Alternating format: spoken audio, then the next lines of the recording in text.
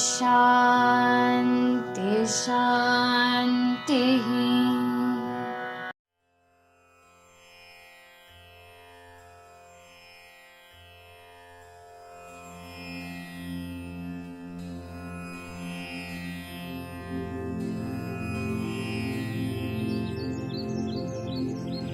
ईश्वराम्बा सुत श्रीमन्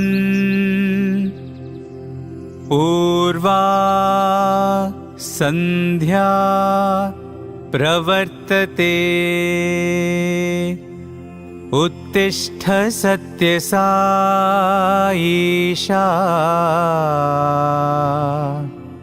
कर्तव्यं दैवमान्हिकम्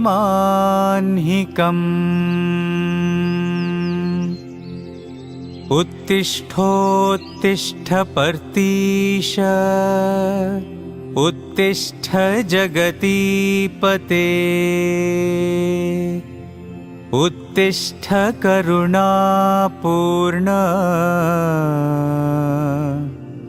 लोकमङ्गलसिद्धये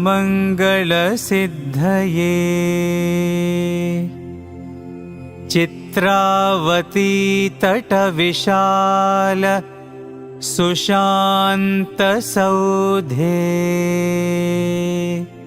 तिष्ठन्ति सेवकजनास्तव दर्शनार्थम् आदित्यकान्तिरनुभाति समस्तलोकान्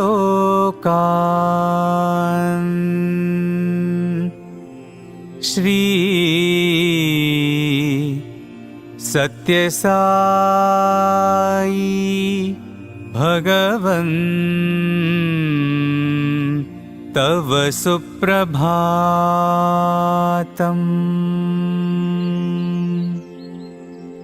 त्वन्नामकीर्तनरतास्तव दिव्यनामा गायन्ति भक्तिरसपान प्रहृष्टचित्ताः दातुं कृपासहितदर्शनमाशु तेभ्यः श्री सत्यसाई भगवन् तव सुप्रभातम्।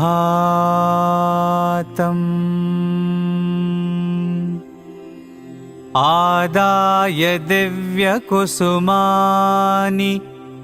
मनोहराणि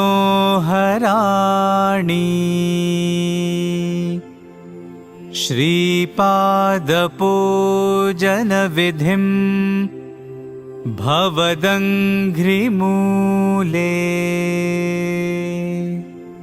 कर्तुं महोत्सुकतया प्रविशन्ति भक्ताः श्री सत्यसाई भगवन् तव सुप्रभातम्।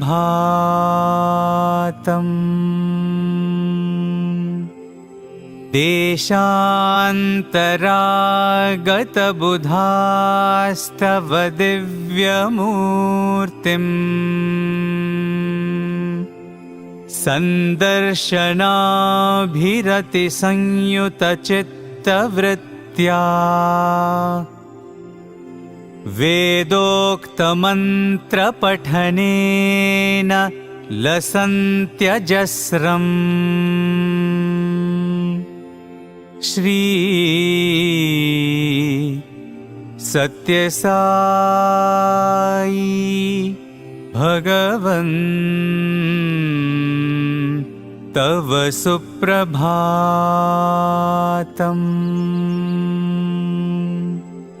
श्रुत्वा तवाद्भुतचरित्रमखण्डकीर्तिम्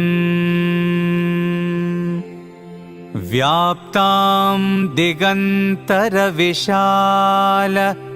धरातलेऽस्मिन् जिज्ञासु लोक उपतिष्ठति चाश्रमेऽस्मिन्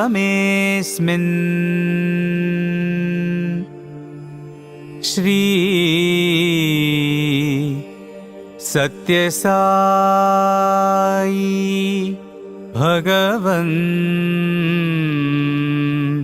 तव सुप्रभातम्।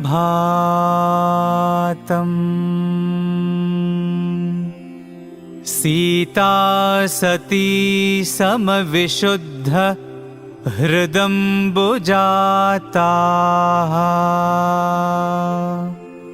बह्वङ्गनाः करगृहीत सुपुष्पहाराः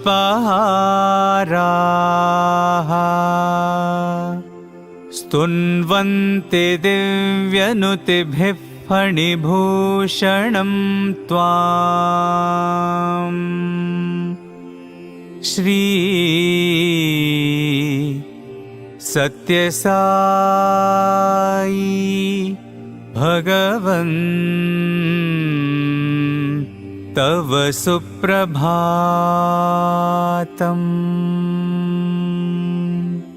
सुप्रभातमिदं पुण्यं ये पठन्ति दिने दिने ते विशन्ति परं धाम ज्ञानविज्ञानशोभिताः।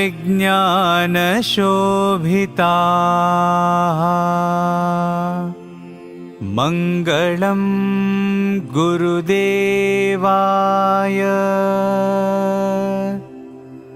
मङ्गलं ज्ञानदायिने मङ्गलं पर्तिवासाय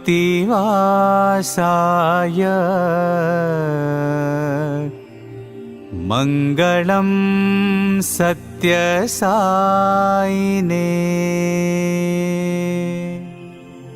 ॐ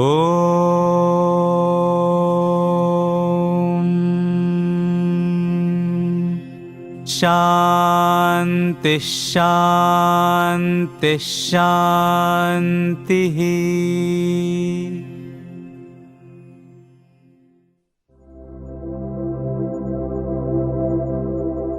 ओम श्री साई राम। आइए हम भगवान श्री सत्य साई बाबा द्वारा बताए गए ज्योति ध्यान को सीखें और करें। अपने सामने एक ज्योति जलाएं। चटाई के ऊपर आरामदायक आसन में बैठें।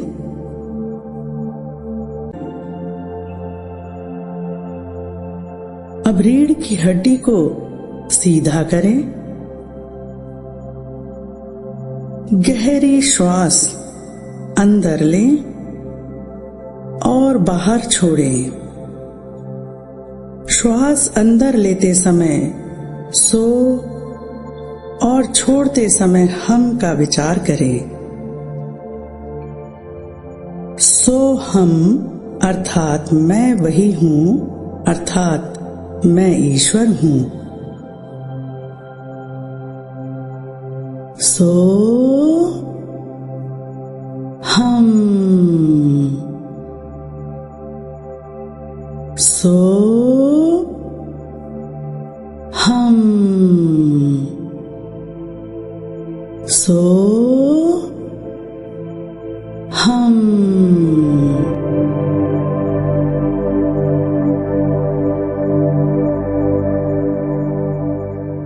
ऐसा करते चलें। अब आंखें बंद करें और 3 बार ओमकार का उच्चारण करें।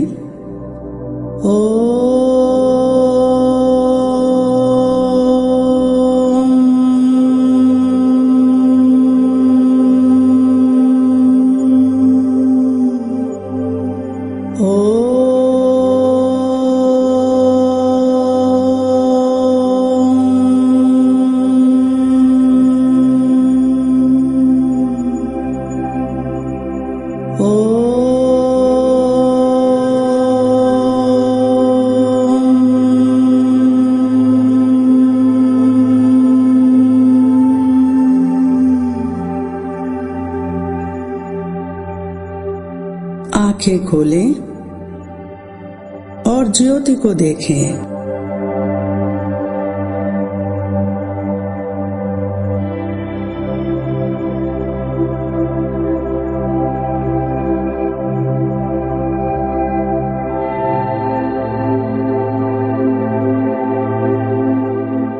आंख बंद करें और ज्योति को दोनों भौं के बीच में देखें और विचार करें, हे भगवान, आप ज्योति स्वरूप हैं।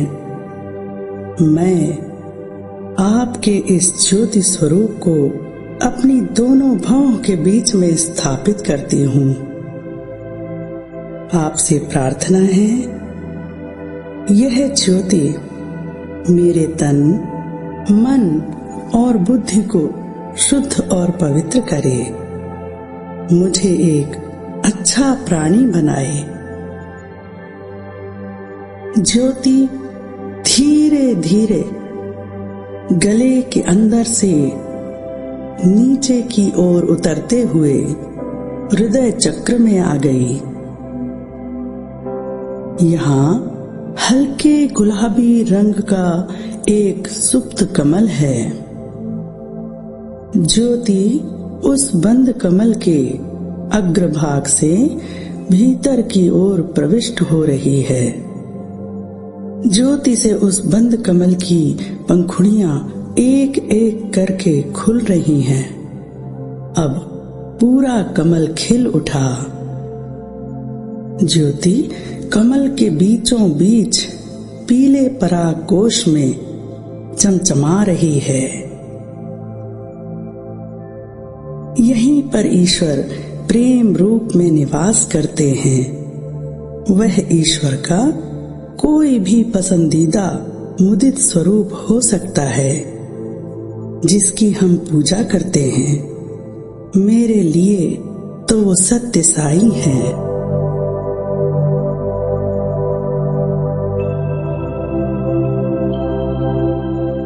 ज्योति अब शरीर के सभी अंदरूनी अंगों में फैलती हुई शीर्ष भाग की ओर जा रही है।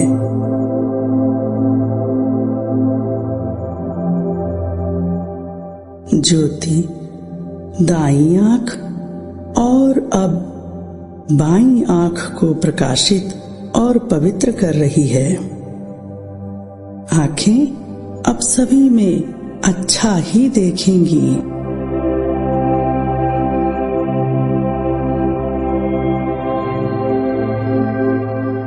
ज्योति धीरे धीरे दाएं कान और अब बाएं कान को भी प्रकाशित कर रही है। श्रवणम शक्ति प्रबल हो रही है। कान अब मधुर कोमल ध्वनियों को ही सुनेंगे। ईश्वर की महिमा के गीतों को सुनेंगे।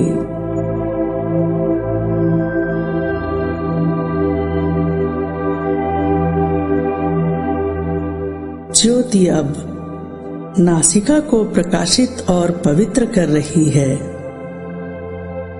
अब हम आसानी से श्वास ले सकते हैं। श्वास लेते वक्त अच्छे विचारों को अंदर ग्रहण करें और छोड़ते वक्त बुरे विचारों को बाहर कर दें।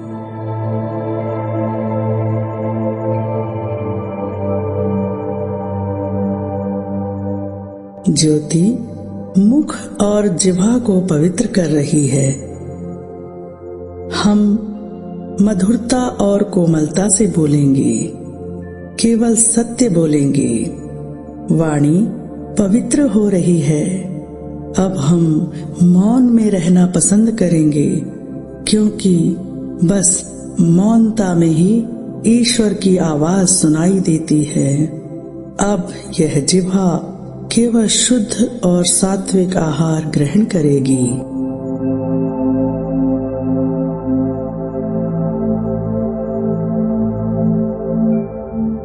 ज्योति अब मस्तक की ओर जाकर पूरे सिर को अंदर से प्रकाशित कर रही है।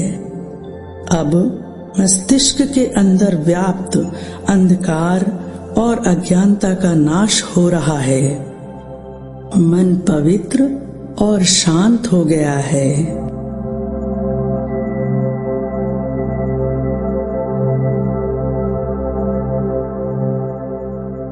पूरा शीर्ष भाग प्रकाशित हो गया।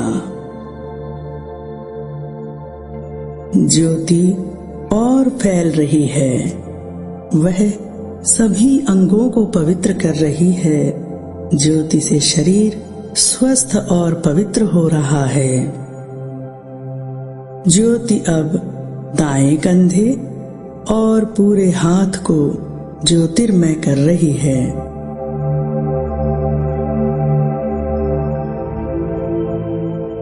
अब वह बाएं कंधे और हाथ को प्रकाशित कर रही है। हाथ अब केवल अच्छे कार्य ही करेंगे, जरूरतमंदों की सेवा करेंगे। ज्योति अब फैलते हुए नीचे की ओर जा रही है। ज्योति दोनों पैरों में फैल रही है। अब ये दोनों पैर दिव्य ज्योति से चमक उठे हैं। वे पवित्र जगहों की ओर ही ले जाएंगे।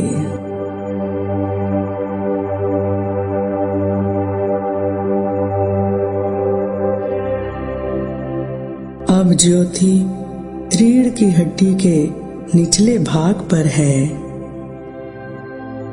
ऊपर की ओर बढ़ते हुए यह पूरे पीठ के भाग को पवित्र कर रही है। पीठ दिव्य ज्योति से प्रकाशित हो गई। ज्योति अब गर्दन से होते हुए सिर में प्रवेश कर रही है।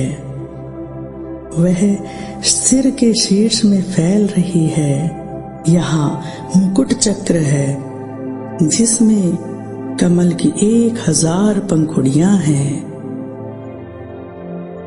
ज्योति के स्पर्श से यह सहस्त्रदल कमल खिल गया है और जगमगाने लगा है। मानो शरीर ने यह सहस्त्रदल मुकुट धारण कर लिया हो।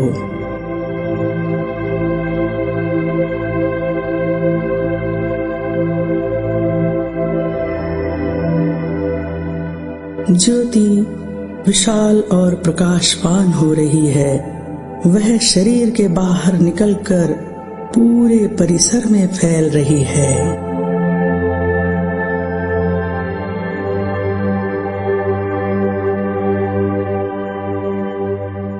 ज्योति प्रेम युक्त होकर सभी परिवारजन, सगे संबंधी, पूर्वज, पालतू पशु पक्षी, मित्र और जिन्हें हम अपना शत्रु मानते हैं उनमें भी फैल रही है।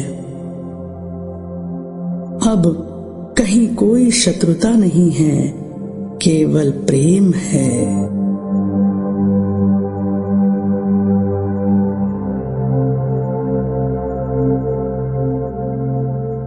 निरंतर विशाल होती हुई ज्योति अब पूरे शहर, पूरे देश और पृथ्वी माँ को ज्योतिर्मय कर रही है।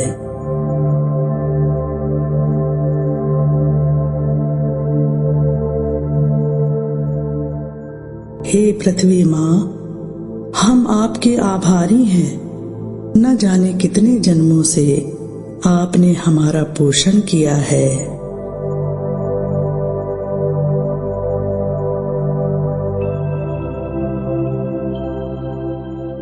यह पवित्र ज्योति विशाल अंतरिक्ष में फैलती जा रही है।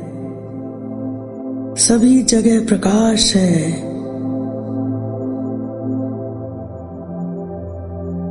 सभी जगह शांति है।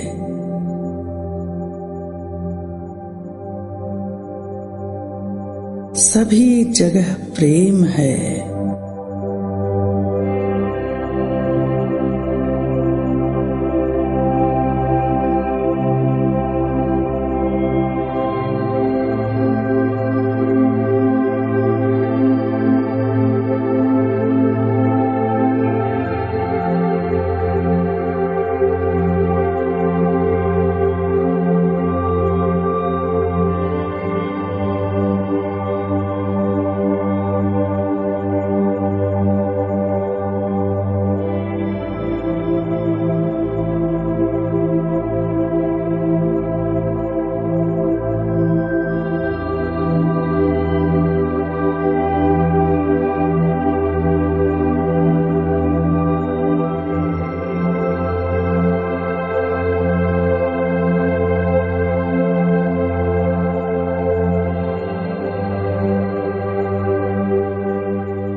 ज्योति अब धीरे धीरे पृथ्वी पर वापस आ रही है। अब देश में आ गई, अब शहर में और इस परिसर में आ गई। ज्योति अब ठीक सिर के ऊपर आ गई है। अब ज्योति धीरे धीरे सिर के अंदर से होती हुई हृदय चक्र में आ गई। पवित्र ज्योति हमारे हृदय में स्थापित हो गई है।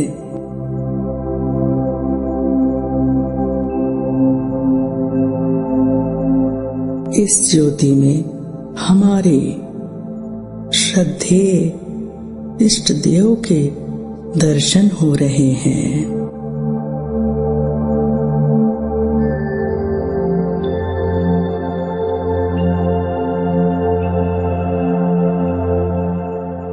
मैं प्रकाश हूँ।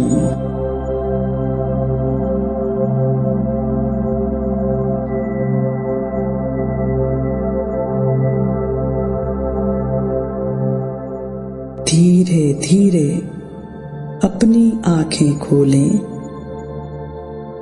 और दिव्य ज्योति को प्रणाम करें। असतो मा सद्गमया तमसो मा ज्योतिर्गमया मृत्योर्मा अमृतं गमया।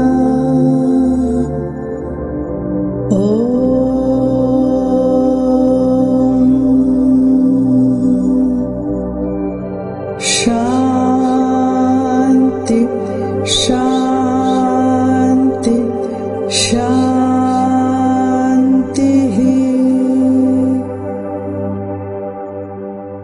जय साई राम।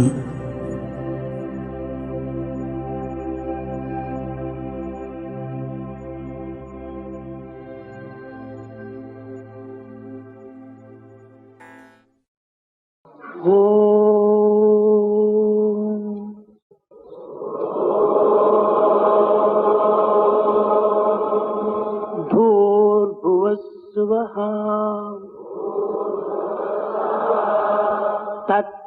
तत्सवितुर्वरेण्यं भर्गो देवस्य धीमहि धियो यो नः प्रचोदयात्। ॐ भूर्भुवस्सुवः तत्सवितुर्वरेण्यं भर्गो देवस्य धीमहि धियो यो नः प्रचोदयात्। ॐ भूर्भुवस्सुवः तत्सवितुर्वरेण्यं भर्गो देवस्य धीमहि धियो यो नः प्रचोदयात्।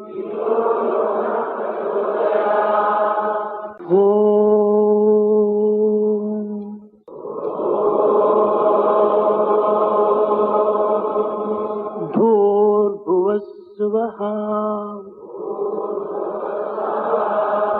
तत्सवितुर्वरेण्यं भर्गो देवस्य धीमहि धियो यो नः प्रचोदयात्।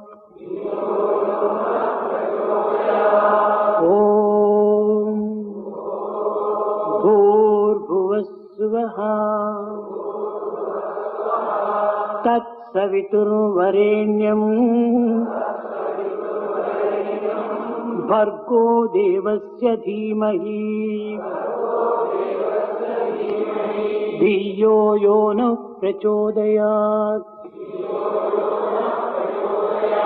ॐ भूर्भुवस्सुवः तत्सवितुर्वरेण्यं भर्गो देवस्य धीमहि धियो यो नः प्रचोदयात्।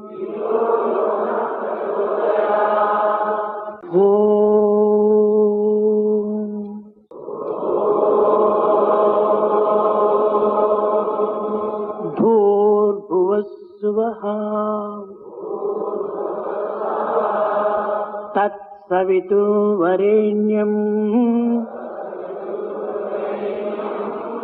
भर्गो देवस्य धीमहि धियो यो नः प्रचोदयात्। ॐ भूर्भुवस्सुवः तत्सवितुर्वरेण्यं भर्गो देवस्य धीमहि धियो यो नः प्रचोदयात्। ॐ भूर्भुवस्सुवः तत्सवितुर्वरेण्यं भर्गो देवस्य धीमहि धियो यो नः प्रचोदयात्।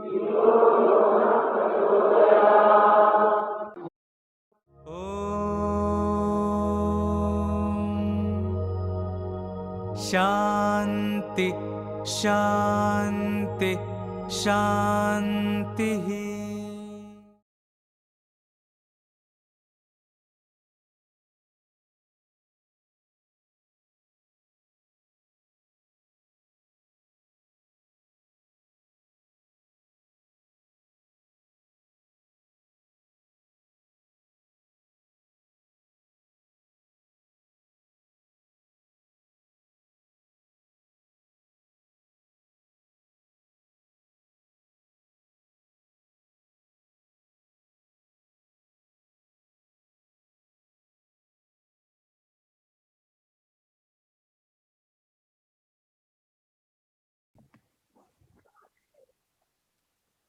ओम श्री साई राम। भगवान सत्य साईं बाबा के चरणों में मेरा कोटि कोटि प्रणाम। आज के इस प्रातः सत्संग में हम धन, भोजन, समय और ऊर्जा पे नियंत्रण और उसके उचित प्रबंधन यानी कि इच्छाओं पे नियंत्रण, सीलिंग ऑन डिजायर्स के संबंध में श्रवण और फिर दिन भर उस पे मनन एवं ध्यान करने का प्रयास करेंगे। स्वामी ने सीलिंग ऑन डिजायर्स कार्यक्रम का निर्णय 10वीं ऑल इंडिया कॉन्फ्रेंस ऑफ सत्य साई ऑर्गेनाइजेशन जो 1982 में आयोजित की गई थी उसमें लिया था और ये हमारे 9 पॉइंट ऑफ कंडक्ट में सम्मिलित है। आज हम ये जानने का प्रयास करेंगे कि इच्छाओं क्या है, सीलिंग ऑन डिजायर्स क्यों महत्वपूर्ण है, इसे कैसे किया जा सकता है और फिर अपने डेली लाइफ में इसे कैसे इंटीग्रेट किया जा सकता है। इच्छा का अर्थ क्या है? तृप्ति या संतोष के लिए अपने मन में होने वाली चाह। परंतु प्रश्न ये उठता है कि क्या हमें इच्छाओं की पूर्ति से यह संतोष या तृप्ति मिलती है? बिल्कुल नहीं, क्योंकि जब एक इच्छा खत्म होती है तो दूसरी इच्छा जागृत हो जाती है और फिर उसको पाने के लिए हम जी जान से जुट जाते हैं और फिर जब पा लेते हैं तो पल भर की खुशी होती है और फिर दूसरी इच्छा जन्म ले लेती है। इस प्रकार ये साइकिल निरंतर चलता रहता है और हम जिस संतोष या तृप्ति की खोज कर रहे होते हैं वो हमें कभी प्राप्त नहीं होता। स्वामी ने कहा है, men do not realize that as the desires increases, their happiness diminishes. There is no limit to desires. They multiply like ants in an anthill. There is no sense of satisfaction, however much one may possess or enjoy. आइए स्वामी के मुख से ही सुनते हैं। The third enemy is spread from top to toe. కామం హిత్వా కామం హిత్వార్థవాన్ భవతి అనగా కోరికలు అనేటువంటిది మానవుని యందు తీరేటువంటిది కాదు. The desires cannot be fulfilled totally. జీవితమంతా కూడాను కోరికల చేతనే నిండి ఉంటున్నది. The whole life is full of desires. ఒక్కటి తీరిన తక్షణమే మరి 10 కోరికలు అభివృద్ధి అవుతుంటాయి. The satisfaction of one desire would lead to many to follow. మానవుని యొక్క జీవితమే కోరికల యొక్క మూట. The life is the bundle of desires. ఈ కోరికలను తృప్తిపరచుకునేటువంటి మానవుడు జగత్తులో కానరాడు. There's none here in this world who had their desires satisfied కనుకనే fully. కోరికలు ఉండినంత వరకు కూడాను వీరికి ఏ అభిష్టం కూడాను నెరవేరదు. So long he has got the desire, he cannot be A satisfied. పదార్థం కూడాను వీనికి చేజిక్కదు. He cannot have anything. కనుక మొట్టమొదట ఈ కోరికలను అదుపులో పెట్టుకోవాలి. Therefore, he must have ceiling on desire. ఏనాడు ఈ మానవుడు తన కోరికలను అదుపులో పెట్టుకున్నో అప్పుడు తన యొక్క సర్వ సంకల్పము కూడా సిద్ధింపజేస్తుంది. The moment he exercises check on his desire, he can have his plans executed. సర్వ సంపదలు కూడా అతనికి చేకూరుతాయి. He will be successful in all. కోరికలు ఉండినంత వరకు కూడా తన యందు ఉన్నటువంటి సంపత్తు కూడా కోల్పోతాడు. So long they desire, the existing wealth is lost. ఇది మూడవ శత్రువు మానవులకు. It is the third enemy to mankind. इच्छाओं पे नियंत्रण क्यों आवश्यक है? इसे 2 दृष्टिकोण से देखा जा सकता है।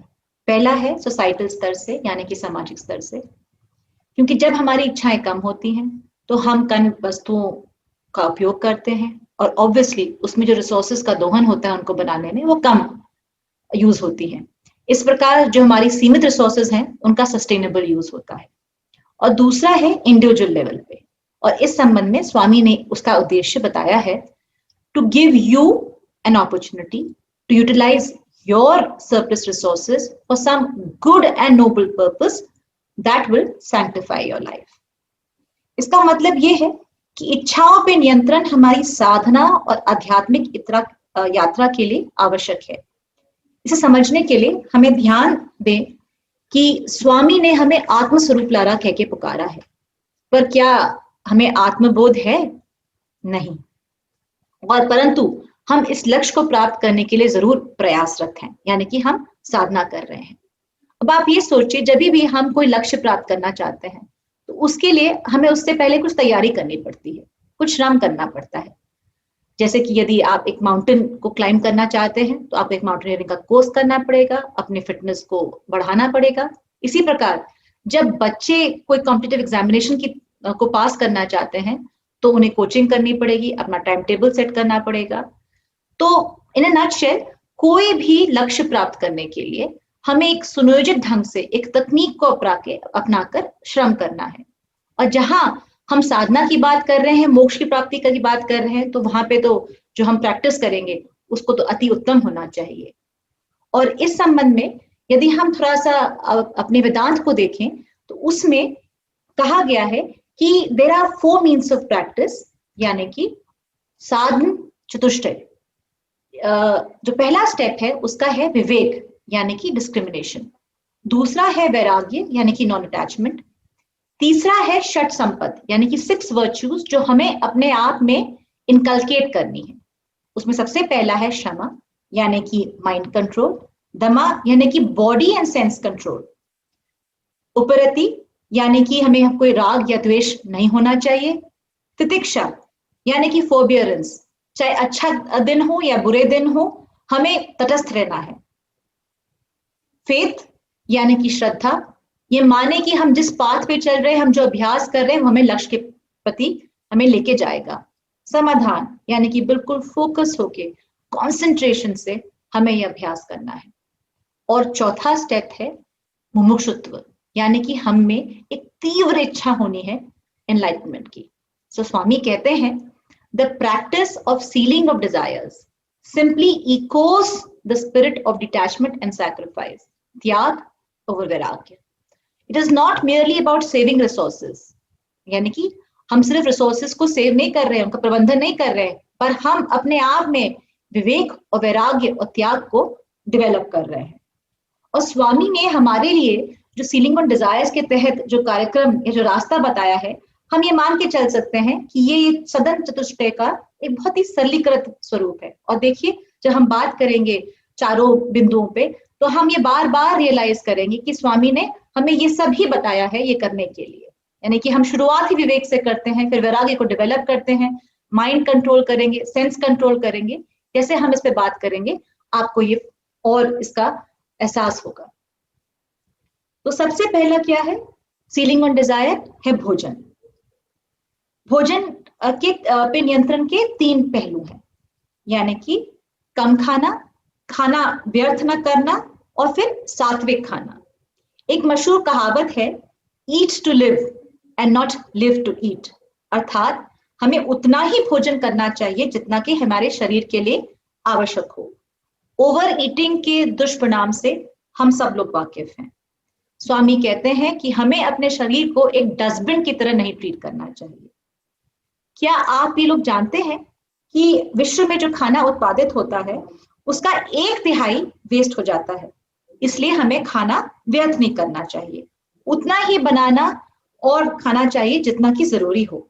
स्वामी ने इस बात पे बहुत जोर दिया है। और जब वो खाना खाते थे, जो पानी वो अपने मुंह में गार्गल के लिए लिया करते थे, उसको थूकते नहीं थे। तो उनसे किसी ने ये पूछा कि अब बाबा आप ये पानी बाहर क्यों नहीं थूक रहे? तो उन्होंने ये बताया कि मेरे मुंह में जो कण है मैं उसको भी लेता हूं, जिससे कि वो कण भी वेस्ट ना हो जाए। इससे हमें सीख लेनी है कि हमें बिल्कुल खाना वेस्ट नहीं करना चाहिए। और वैसे भी जब हम खाना खाते हैं तो हम ब्रह्मार्पणम कहते हैं, तो हम उस खाने को भगवान का स्वरूप मानते हैं, तो उसको वेस्ट करने का तो सवाल ही पैदा नहीं होता है। भोजन पे नियंत्रण का तीसरा पहलू है क्या खाया जाए। तो स्वामी ने संबंध में कहा है, always remember that you are what you eat. A part of the food we consume makes up the mind. The mind is a reflection of the food which we consume. Hence, eat pure, clean, sanctified and sattvic food. अब सात्विक food क्या है? इसे हम कहते हैं, गीता में से कहा गया है आहार शुद्धि। और ये शुद्धि 3 प्रकार की है, यानी कि पात्र शुद्धि, पदार्थ शुद्धि और पाक शुद्धि। पात्र यानी कि बर्तन, यानी कि जिस बर्तन में हम खाना पका रहे हैं वो बिल्कुल शुद्ध होना चाहिए। पदार्थ यानी कि जो सामग्री हम खरीद रहे हैं वो उस पैसे से खरीद जानी चाहिए जो पैसा हमने ईमानदारी से कमाया हो। और इसमें हम आज के परिवेश में एक और चीज ऐड कर सकते हैं, और वो है ऑर्गेनिक खाना खाना, यानी कि कम फर्टिलाइजर्स युक्त खाना खाना। और पाक शुद्धि से हमारा मतलब है कि हम जिस भावना से खाना पका रहे हैं वो बहुत अच्छी भावना होना चाहिए। सीलिंग ऑन डिजायर्स की दूसरी इच्छा है जिसपे हमें कंट्रोल करना है, वो है धन। धन मूल एवं जगत, ऐसा कहा जाता है, यानी कि धन जगत का मूल है। शास्त्रों में 4 पुरुषार्थ बताए गए हैं, यथा धन, अर्थ, काम और मोक्ष। इसमें भी अर्थ को विशिष्ट ध्यान दिया गया है, स्थान दिया गया है। परंतु आपने ये जरूर ध्यान दिया होगा कि पुरुषार्थ की जो नींव है वो है धर्म। इसका मतलब है राइट कॉन्डक्ट। इसलिए धन का उपार्जन धार्मिक मर्यादाओं के अंतर्गत ही होना चाहिए, और उसका उपयोग भी जीवन के जो परम लक्ष्य है यानी कि मोक्ष, उसको प्राप्त करने के लिए ही होना चाहिए। स्वामी ने धन की तुलना एक जूते से की है और कहा है ये बिल्कुल फिट होना चाहिए, ना ज्यादा कम। तो इसका मतलब धन उतना ही होना चाहिए जिससे हमारी जायज जरूरतों की पूर्ति हो जाए। कबीर ने भी कहा है, साईं इतना दीजिए जामे कुटुंब समाए, मैं भी भूखा ना रहूं साधु ना भूखा जाए। और ये जरूरी है कि हम धन को लक्ष्मी मानते हैं, तो इसका अपव्यय या इसको ऐसी चीजों पे खर्च करना जो हमारे लिए आवश्यक नहीं है, जो हमें अटैचमेंट करती हैं, उस पे नहीं करना चाहिए। जैसे हमने शुरुआत की थी 4 मीन्स ऑफ प्रैक्टिस के बारे में, यानी कि विवेक और वैराग्य में, तो वो अगर हम अपनाते हैं तो हम जब कोई चीजें खरीदें तो हमें अपने से क्या प्रश्न पूछने हैं, आइए इस छोटे से वीडियो में से जानने का हम प्रयास करते हैं। We should always ask 3 questions. Question number 1, do I need it or do I want it? Only buy when you need it. Okay, Let's say you need it, but before you buy, you need to ask the second question. Can I afford to buy it? If the answer is no, then don't buy. But even if you can afford to buy it, you need to ask the third and final question. Can I live without buying it? If the answer is yes, then don't buy. This is how we can practice on sealing on desires and live a more happier life. Ceiling on desires का तीसरा component है समय, यानी कि time. स्वामी ने कहा है कि व्यक्ति के जन्म और मृत्यु का मूल कारण है समय। समय के सदुपयोग से हमारी प्रगति होती है, विकास होता है, और यदि हमने अपना समय व्यर्थ कर दिया तो मान लीजिए आपने अपना जीवन व्यर्थ कर दिया। समय का उपयोग कैसे करें? अक्सर जब हम किसी को या अपने आप से ही कहते हैं कि हमें भजन में जाना है या सेवा की गतिविधि करनी है, तो सबसे पहले हमारे दिमाग में ये विचार आता है कि मेरे पास समय नहीं है, आई डोंट हैव टाइम। परंतु ये बिल्कुल सच नहीं है। हमारे पास समय है, पर हम उसको बेकार के कार्यों में लगा देते हैं, चाहे वो टीवी सीरियल्स देखना हो, चाहे वो मोबाइल पे बैठना हो, चाहे वो कंप्यूटर पे बैठना हो, या लोगों के बारे में बात करना हो, उनके बारे में गलत चीजें बोलना हो। यानी कि हम इवल थॉट्स एंड एक्ट्स में अपना समय व्यर्थ करते हैं, जबकि स्वामी ने कहा है कि टाइम बहुत जरूरी है और इसका बहुत ही एफिशिएंट यूज करना चाहिए। अब आते हैं अपने चौथे कंपोनेंट पे, जो है एनर्जी, यानी कि ऊर्जा। वस्तुतः मानव शरीर मैटर और एनर्जी से बना है, और ये कहते हैं कि हमारे बॉडी में 20 वॉट की ऊर्जा रहती है। ये इतनी ऊर्जा है कि हम एक लाइट बल्ब भी जला सकते हैं। अब एक छोटी सी एक्टिविटी करते हैं। आप अपने हाथों को 10 सेकंड के लिए ऐसे ऐसे करिए और फिर उसको आप अपनी आंख पे रहिए। आपने क्या देखा? आपके हाथ में थोड़ी गर्माहट है, यानी कि जो फ्रिक्शन हमारे हाथों को आपस में रगड़ने से हुआ है, उसने हमारी मसल्स में जो एनर्जी है उसको लेकर उसको हीट में बदला है। तो जिस प्रकार हम अपने फिजिकल स्ट्रेंथ और मसल्स से एक प्रकार की ऊर्जा को दूसरी प्रकार की ऊर्जा में कन्वर्ट करने की हमारे में क्षमता है, उसी प्रकार हमें ऊर्जा के सूक्ष्म तत्व अपने मस्तिष्क, विचारों और मन से बदलने की भी शक्ति है। स्वामी ने कहा है, conservation of energy is very important. Physical, mental and spiritual energy should never be wasted. You might ask me, how are we wasting our energies? Saying bad things, hearing bad things, speaking evil, thinking evil thoughts and doing evil deeds all waste your energy. Conserve your energy in all these 5 areas and make your life more meaningful. एक वैदिक प्रार्थना है, भद्रम पश्यन्तु, भद्रम श्रवन्तु, भद्रम कुर्वन्तु। अर्थात हम शुभ का ही दर्शन करें, शुभ वचन ही सुने और शुभ कार्य ही करें। क्या आपने नोट किया कि अभी जो हमने चर्चा की उसमें ऊर्जा और समय का आपस में कितना रिलेशन है? जहां हमने समय वेस्ट किया वहां हमने अपनी ऊर्जा भी वेस्ट की। तो इस प्रकार यदि हम इन दोनों पे नियंत्रण करें तो निश्चित रूप से हमारी ऊर्जा और समय को हम कंजर्व करके उसको सही डायरेक्शन में चैनलाइज कर सकते हैं। और वो डायरेक्शन क्या है हमें नहीं भूलना है, वो डायरेक्शन है आत्मज्ञान, यानी कि मोक्ष की प्राप्ति। तो इस प्रकार सीलिंग ऑन डिजायर्स का जो सार निकला है वो ये है कि हमें अपने शारीरिक, भौतिक और आध्यात्मिक उन्नति के लिए अपने विवेक का प्रयोग करते हुए त्याग की भावना के साथ अपने मन, मस्तिष्क, सेंसेस पे नियंत्रण करते हुए सेल्फ रियलाइजेशन या आत्मज्ञान के लक्ष्य को प्राप्त करने के लिए अग्रसर होना है।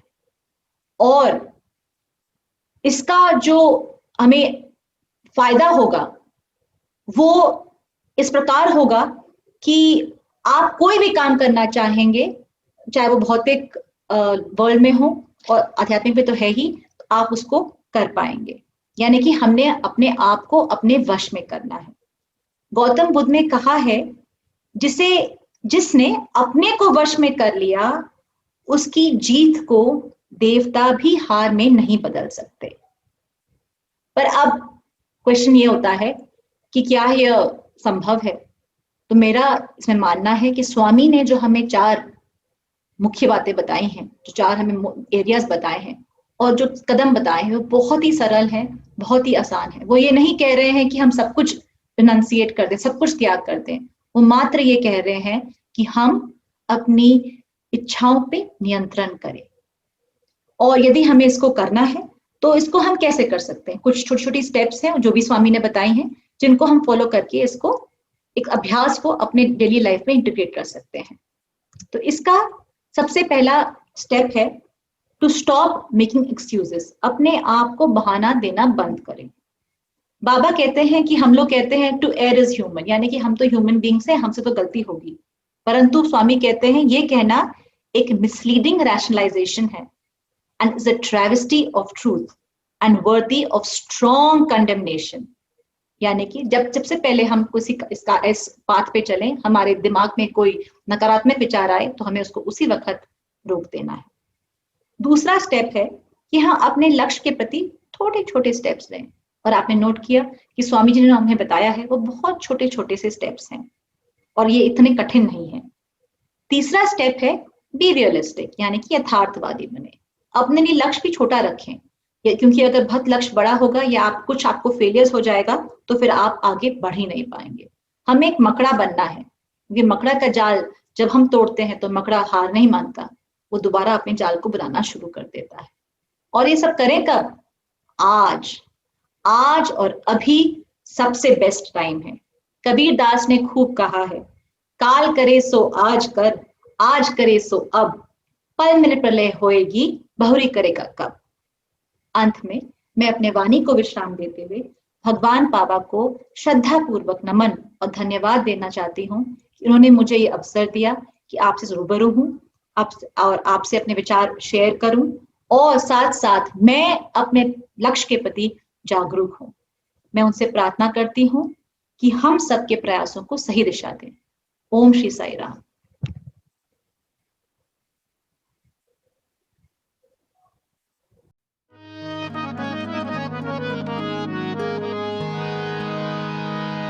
साई राम, साई राम, साई राम, साई राम, साई राम,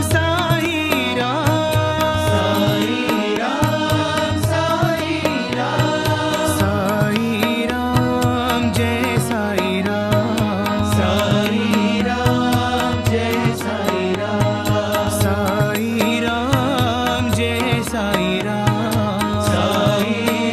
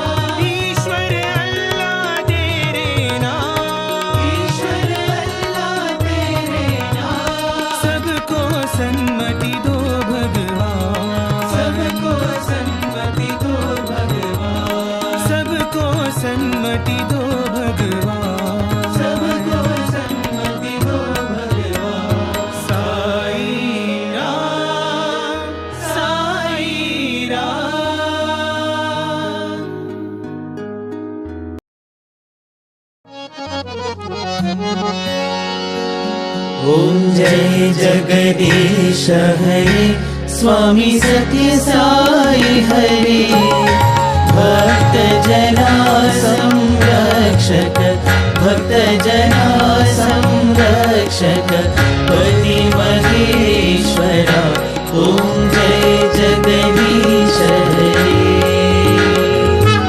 शशिवदना श्रीकरा सर्वा प्राणपते स्वामी सर्वा प्राणपते आश्रित कल्पलतिका आश्रित कल्पलतिका आपदान्धवा ॐ जय जगदीश हरे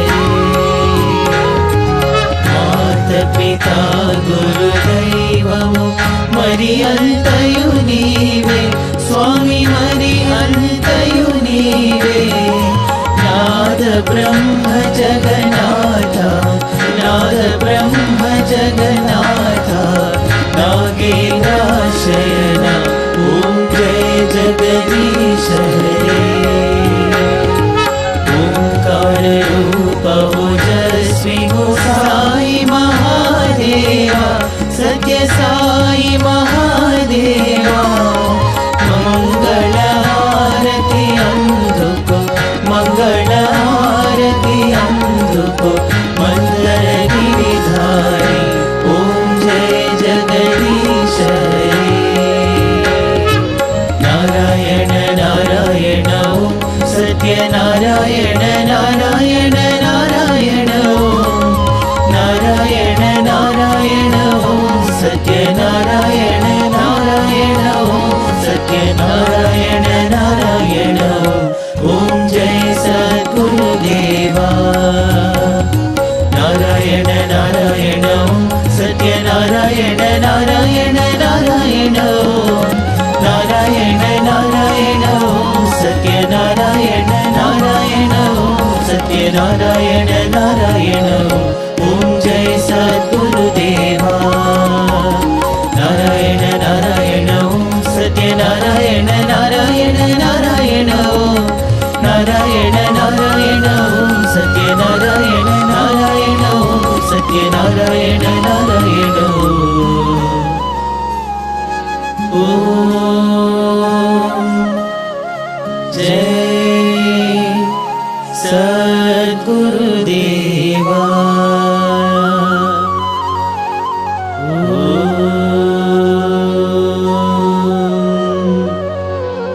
शांति शांति शांति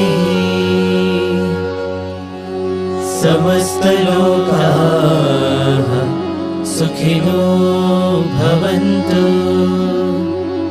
समस्त लोकाः सुखिनो भवन्तु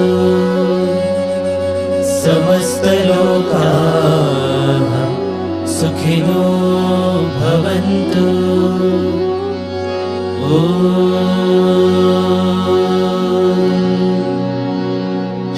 शांति शांति शांति जय बोलो भगवान श्री सत्य साई बाबा जी की जय।